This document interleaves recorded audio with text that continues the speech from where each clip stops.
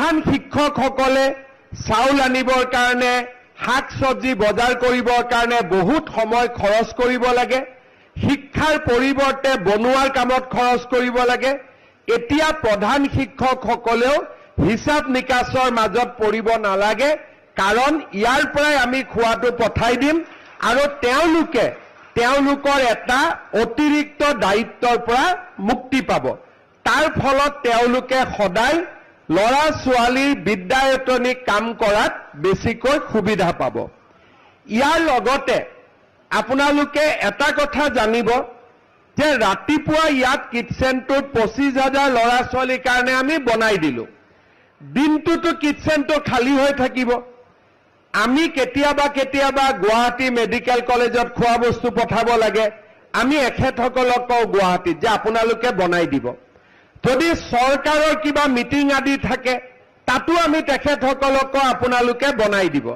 আৰু কেতিয়াবা কোনোবাই নিজৰ জন্মদিনত নিজৰ আন সময়ত তেওঁলোকে মেডিকেলত বা আন জাগাত বা ভোগ আদি দিব খোজে খোৱা বস্তু দিব খোজে এখেতসকলক কলেই তেওঁলোকে তেনেকুৱা খা সুবিধাখিনিও কৰি দিব ইয়াৰ লগতে আজি যদি বানপানী হৈছে ৰিলিফ কেম্পত আমি আহিছো ৰাতি ডিসি সকলে চাউল দালি যোগাৰ কৰিব নোৱাৰে কিন্তু মানুহটো কেম্পত আহিয়ে গল মানুহকটো খোৱা বস্তু দিব লাগে আমি কামৰূপ জিলাত ৰিলিফ কেম্প হলে প্ৰথম ৰাতিৰ খোৱা সদায় অক্ষয় পাত্ৰৰ পৰা আমি পঠাই দিওঁ তেতিয়াহলে তেওঁলোকৰ বান বিধ্বস্ত মানুহেও খোৱা খাব পালে পিছদিনাৰ পৰা ৰিলিফ আহি থাকিলে গতিকে অকল যে মিড ডে মিল আছে তেনেকুৱা নহয় জিলাৰ উপায়ুক্তক যি ধৰণে এখেতসকলৰ পৰা সহায় লাগিব সেনেকুৱা ধৰণৰ সহায় তেওঁলোকে আগুৱাই লৈ গৈ থাকিব আৰু তেওঁলোকে আমাৰ জিলা প্ৰশাসনক সহায় কৰা গাড়ী দিয়ে যিফালে যি গাড়ীৰ ডাইৰেকশ্যন আছে সেই গাড়ী দি ৰাতিপুৱাই খোৱাটো লৈ যাব আৰু একজেক্ট টাইমত স্কুলখনত গৈ খোৱাটো গৈ পাব এতিয়া কোনোবাই কব আমাৰ কৰ্মী আছে মধ্যাহ্ন ভোজন বনোৱা আমাৰ ৰান্ধনী আছে তেওঁলোকৰ চাকৰিটো যাবগৈ নেকি তেওঁলোকৰ চাকৰি নাযায় তেওঁলোকে আগতে বনাইছিলে এতিয়া বিলাব তেওঁলোকৰ বনোৱা কামটো নোহোৱা হৈ যাব তেওঁলোকে বিলনী হিচাপে নিজৰ কামটো কৰি থাকিব অৰ্থাৎ ৰাতিপুৱা ইয়াতে খোৱা বস্তু যাব আমাৰ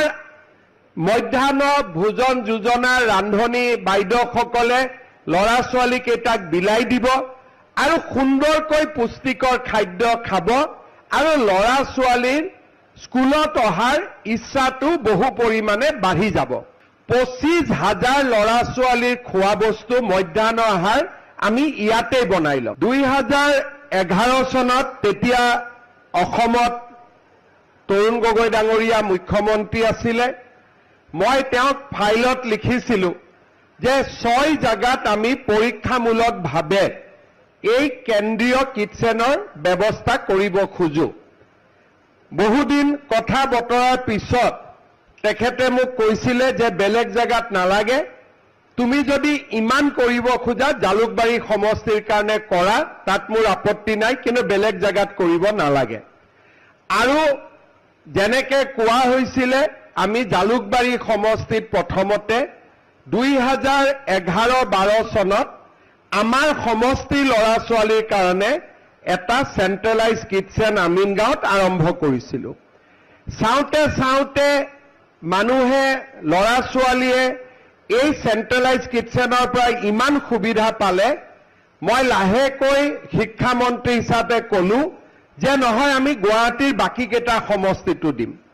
তেনেকে আমি পশ্চিম গুৱাহাটী পূব গুৱাহাটী দিছপুৰ সমষ্টিটো দিলো তাৰ পিছত লাহেকৈ মই কলো যে নহয় জালুকবাৰী লৰা ছোৱালীয়ে যদি মধ্যাহ্ন আহাৰ ইমান ভাল কৰি পাব হাজু বা পলাশবাৰীয়ে কিয় নাপাব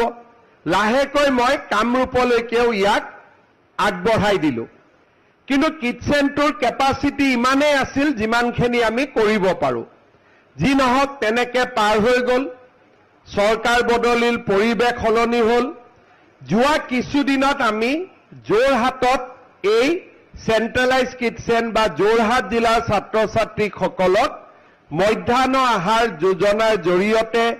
এটা জাগাতে সুন্দৰ কৰি বনাই আমি খোৱা বস্তু পঠিয়াই দিয়া আৰম্ভ কৰিলো। তাৰ পিছত মোৰ মনটোত লাগি আছিলে যে মোৰটো 6টা কৰিব মন আছিলে, তেতিয়া কিবা কাৰণত কৰিব নোৱাৰিলো, এতিয়া কৰিব লাগে। আমি মাজুলীটো আৰম্ভ কৰিলো, কিটচেন নিৰ্মাণৰ কাম চলি আছে। আজি আমি নলবাৰীত আৰম্ভ কৰিলো আৰু এই মাহৰ ভিতৰতে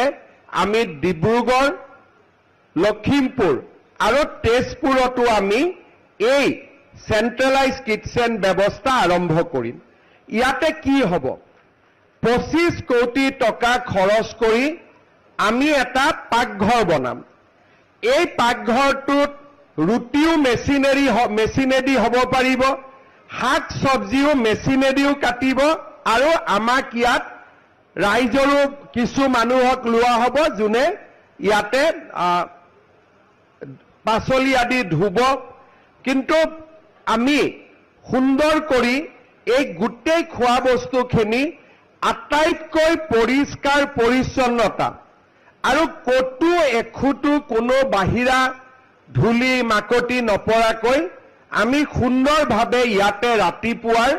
মধ্যাহ্ন আহাৰ যোজনাখিনি বা ভোজনখিনি আমি বনাম।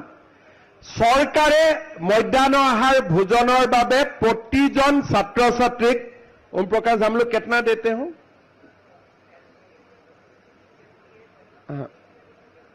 एलपी एमई के लिए आमी सरकारे एजन छात्र छात्रीर कारणे एलपीत 6 टका, एमईत आमी 10 टका दिउ। किन्तु एखेतসকলে जितु खोआ बस्तु बनाब तात 6 टका और 10 टकात নহয়গৈ। जिखिनि अतिरिक्त লাগিব সেইখিনি हरे कृष्ण फाउंडेशन और अक्षय पात्रই তেওঁলোকে নিজাকৈ সংগ্ৰহ কৰিব। চৰকাৰৰ টকা আৰু আমাৰ টকা দুইটাই লগ লাগি আমি ৰাতিপুৱা ইয়াতে স্কুল আৰম্ভ হোৱাৰ আগে আগে গোটেই নলবাৰী জিলাত যিমান ল'ৰা ছোৱালী আছে অলপ অলপ বাস্কা আৰু তামুলপুৰো ইয়াত যোগ হ'ব। टोटल ये किचन का कैपेसिटी कितना है? कितना स्टूडेंट के लिए?